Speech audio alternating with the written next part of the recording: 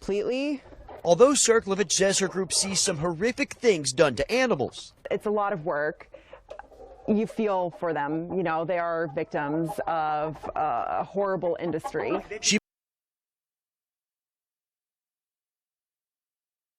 believes every farm animal deserves a loving home. And find them homes and see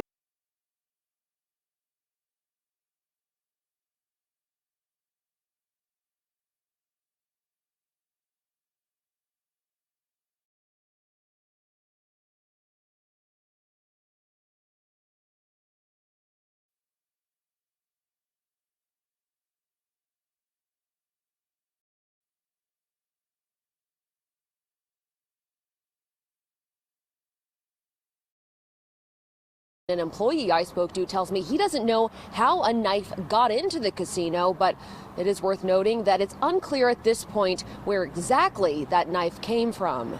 Reporting in Auburn, I'm Maddie White, King 5 News. King 5 will bring you more information about the suspect after he is formally charged.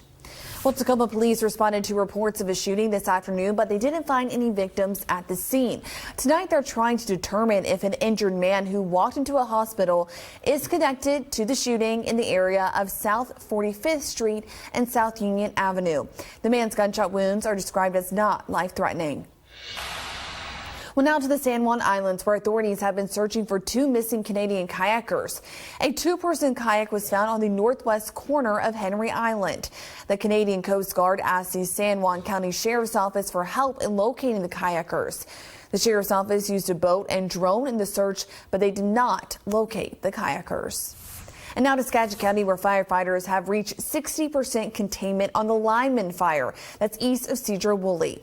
Firefighters battled the flames from the air and ground this weekend. The State Department of Natural Resources says with rains and cooler temperatures, the fire held its footprint overnight. Crews will continue to staff the fire as they build a line around the fire. Well, new video out of Gig Harbor following a brush fire which spread to a garage and several outbuildings. It happened last night around 10 p.m. on Point Fosdick Drive. No one was hurt and firefighters were able to save a nearby home and RV. No word tonight on how the fire started. All right, well, it is going to get frosty overnight. Those temperatures will be dropping. So let's check in with meteorologist Leah Pizzetti. Leah, just how cold is it going to get? Yeah, Julie, we're talking about temperatures in the 30s overnight tonight. We're not there quite yet, but as we head into our early morning hours tomorrow, that's when we'll kick those colder temperatures really into gear. So let's take a look at our current temperatures right now. We are actually still seeing some 50s. Look at that. Tacoma and Renton both at 50 degrees, but Olympia has already cooled down into the 30s, currently sitting at 39 degrees, and will continue to cool down into the next couple of hours. We're drying off on satellite and radar right now, so our showers are done, but as we take a wider look, we see all of those areas in blue. Yeah, that's a frost advisory. We are tracking frost concerns as we head into our overnight hours tonight. Early tomorrow morning, I'll take a closer look at the timing and exact locations of that coming up. Leah, thank you. With more local protests planned over the Israel-Hamas war, Jewish leaders are voicing concerns about the spread of anti-Semitism.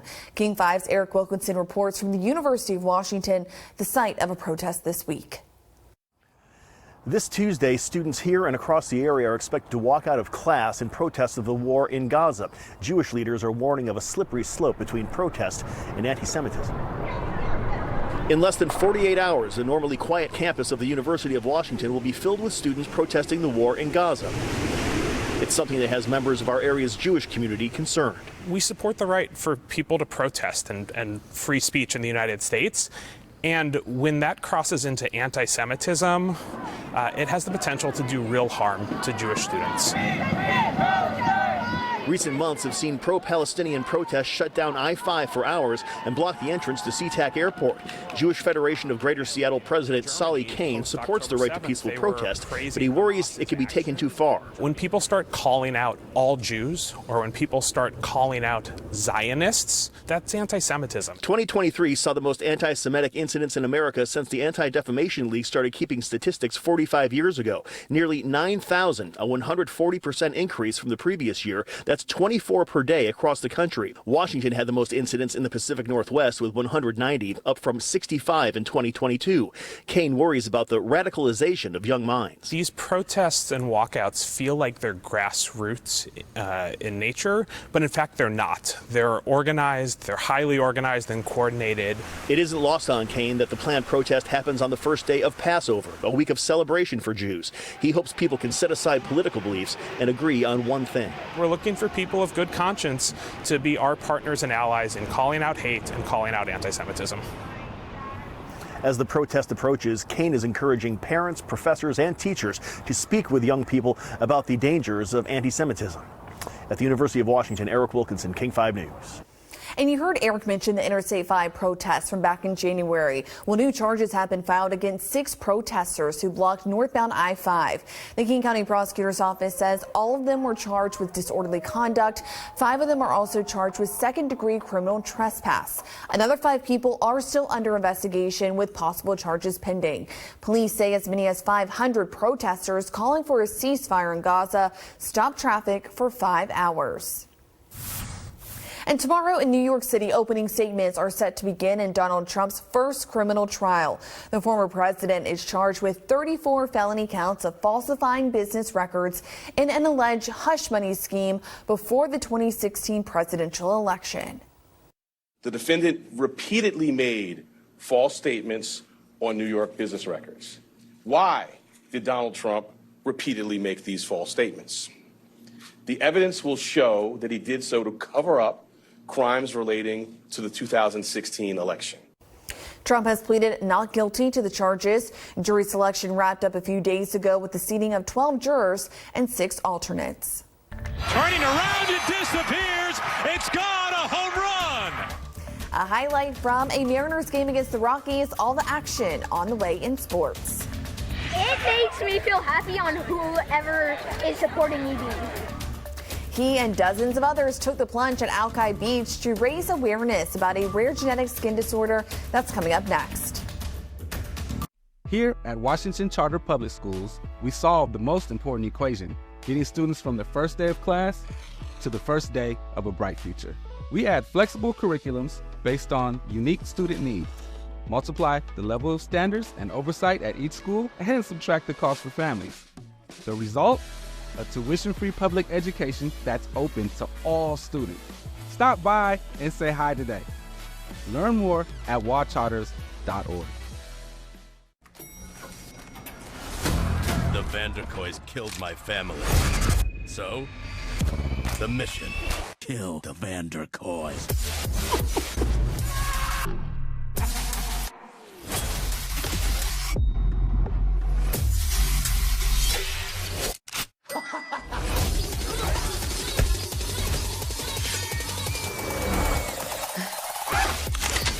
Boy Kills World. Rated R. Only in theaters. This is my coffee shop. And that's me in my custom shirt from Custom Ink. This week, we moved into a new, bigger space and brought on another employee. To celebrate, I ordered new branded gear for the whole team. Everything was so easy to make with Custom Ink's Design Lab. I just chose my products, added our logo, and placed my order. Our new gear really helps us look and feel like a team. Bring your own team together with custom gear. Get started today at customink.com.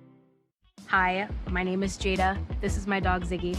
I got Tile a couple months ago. My first impression was, wow, I needed this. So when I'm coming home late at night, I want to be able to find my keys. You know, I live in a city by myself, so it can get a little scary. I have my Tile. All I have to do is click, and it pings a little jingle, and I can just find them right here. I feel more safe and secure using this little guy, and it's been such a game changer. Get the facts this election season with Verify. Get the facts this election season with Verify. Get the facts this election season with Verify.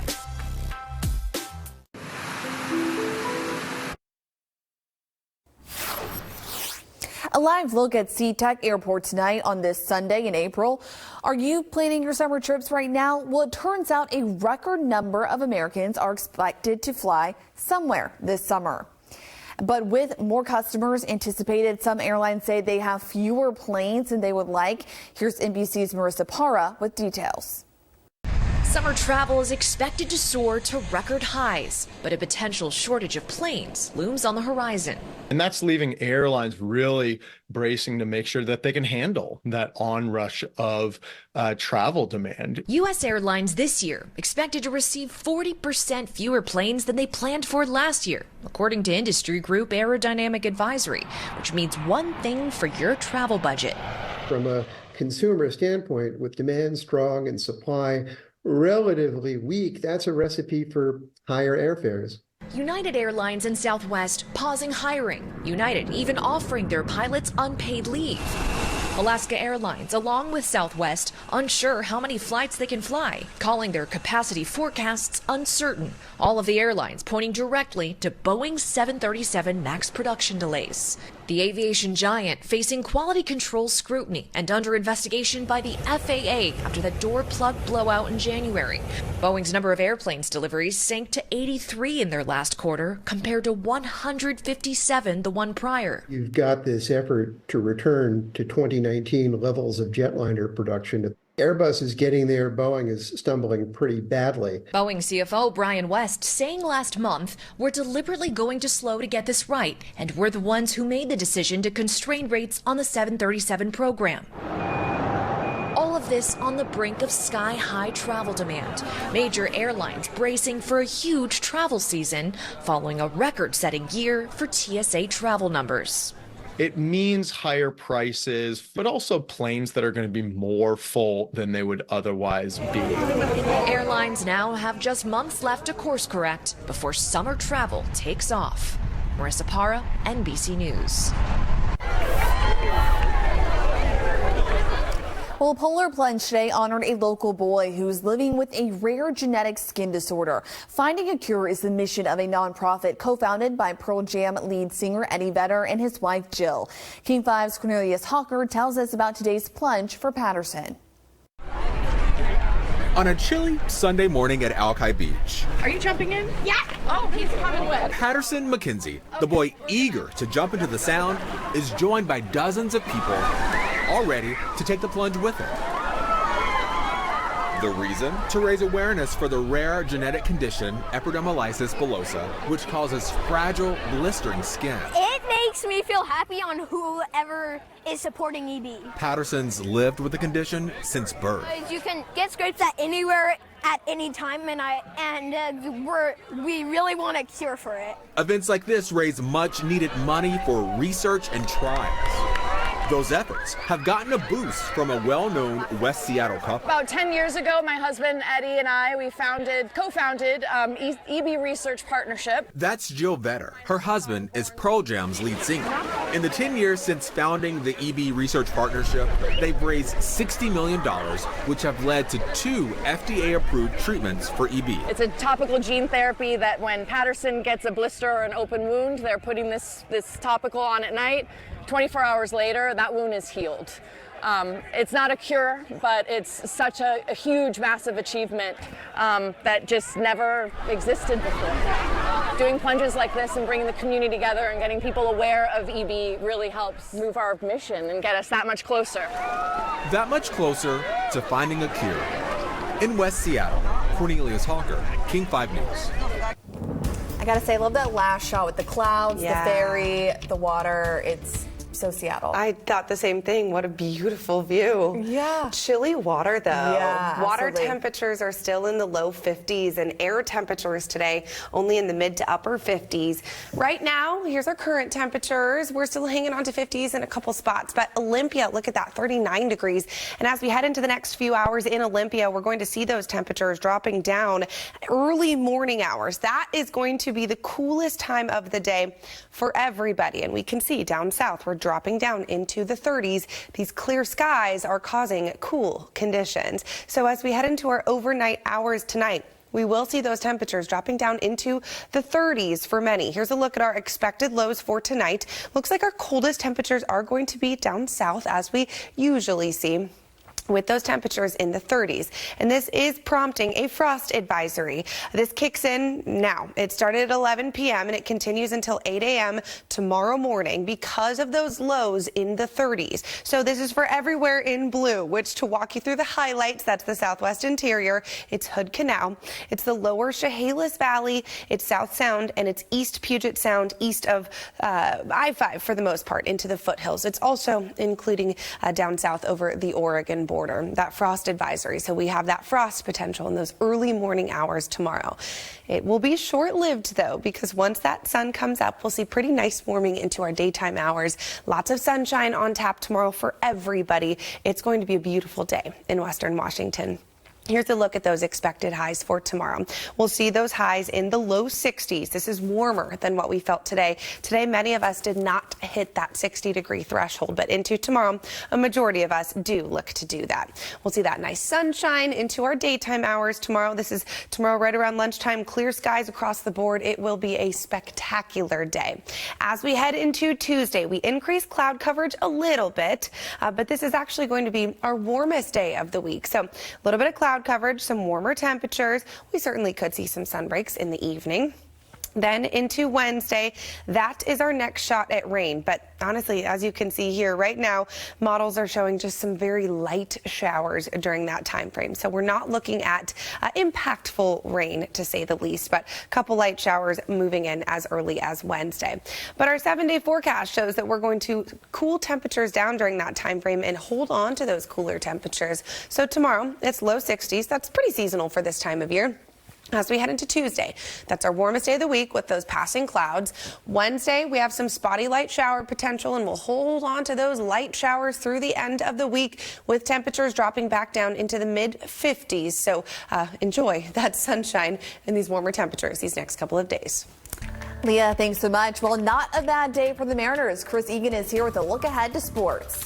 Julie, good evening. Coming up next, the Mariner bats heat up in the Mile High City tonight. Plus, we've got a little pickleball, the play of the day, and a gorgeous goal from Lumen Field.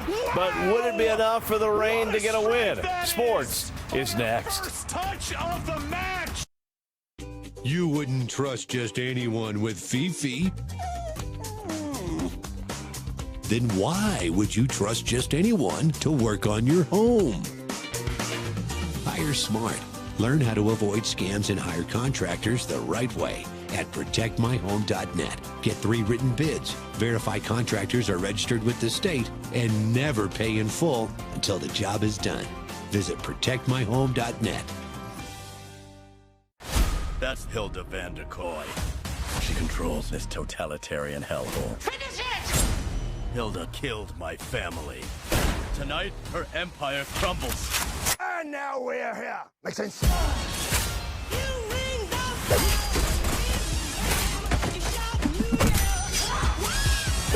Finish the job. Boy Kills World. Rated R. Only in theaters. We just signed the lease on our 3rd shop. I guess we're a chain now, right? We've worked so hard to get here. My assistant went to CustomInk.com to get our new uniforms and merch with all the location names. Our custom gear helps him get our brand out into the community. He takes care of all of our Custom Ink orders. He was able to find great products, upload the new art, and have boxes sent directly to each of the shops. Custom Ink makes it so easy. Get started today at CustomInk.com. Locked On NFL Draft Podcast. Kalen Bullock, safety from USC. Is he in the club or out of the club, DP? In the summertime, people had him at safety 1. Yes. The range, you heard some Ed Reed stuff, but I have concerns of like, okay, well, are you just a on-the-roof type of safety? Can you play some nickel? Can you play man-to-man? And I just don't see that with him where I feel comfortable. So, he's not getting in the play. Listen or watch today wherever you get podcasts. We're in the community. We're a part of what you're a part of. We want to be out there getting the truth. And it's important for us to all stay connected to one another and be the voice for those who otherwise may feel like no one's listening, because we are listening. 35,000. That is the average number of decisions a mom makes every single day. They say it takes a village to raise a child. We say it takes a squad. Mom Squad, every week right here on your streaming app. The day's biggest stories in the news.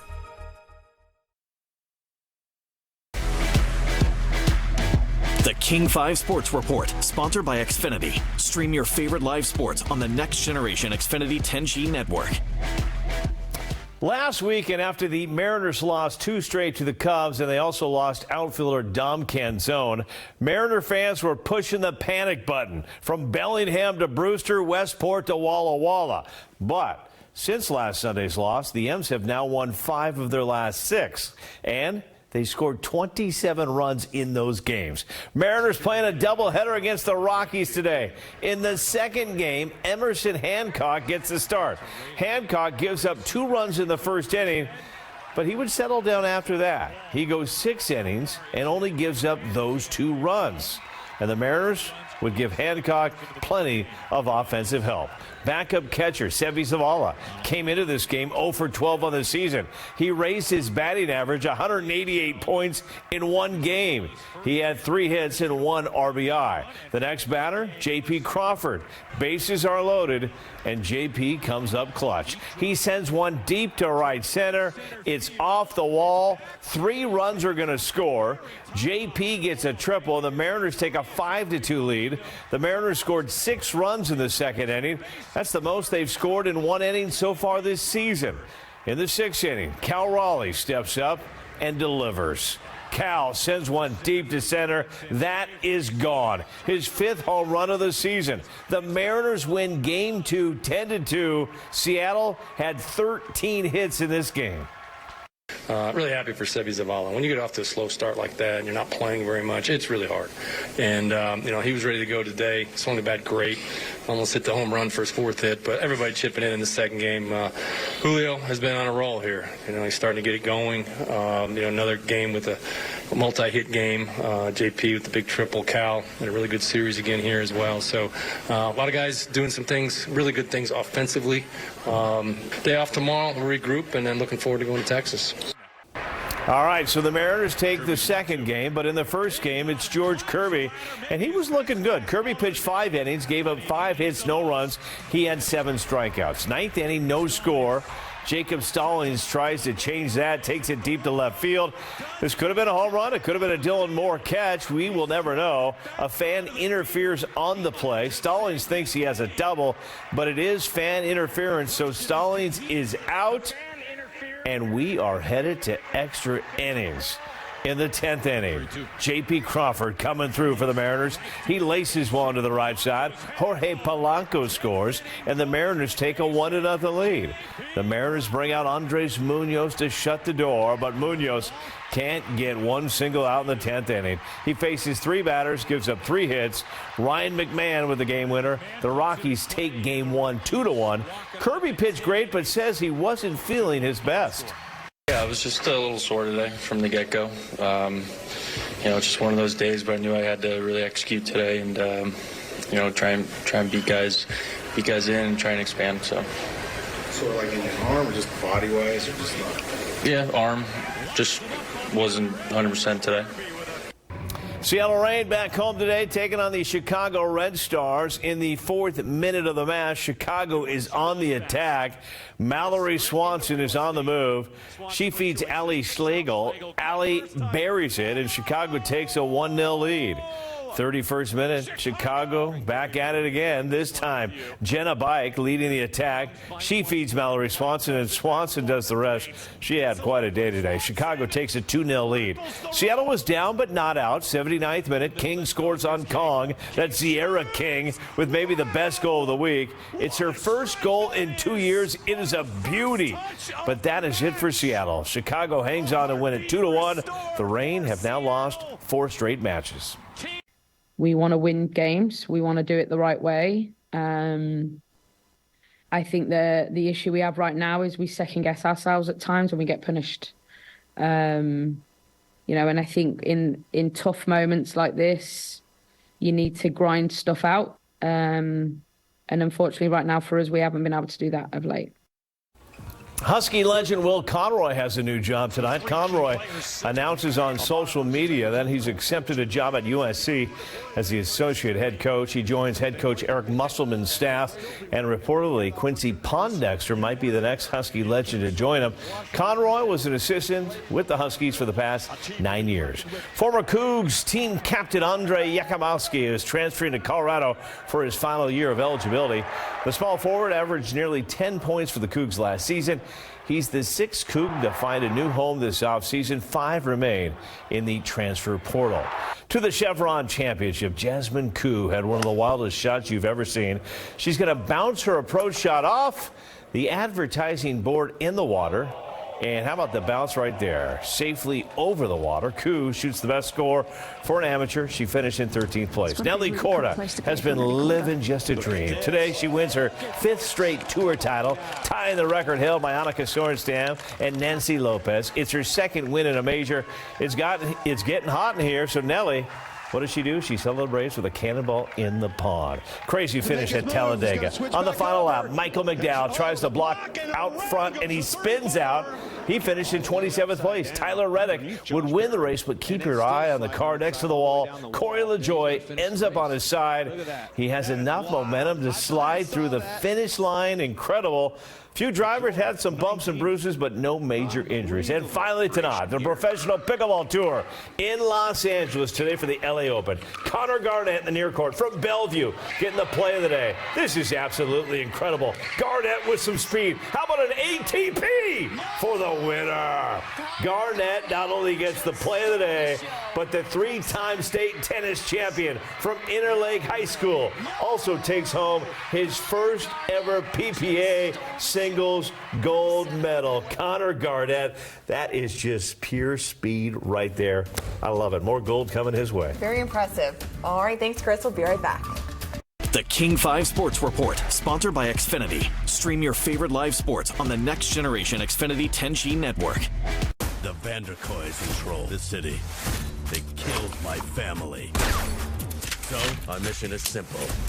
Make them pay for what they have done. Boy Kills World, rated R. Custom Ink helps us celebrate and drive our students' achievements with custom gear. They love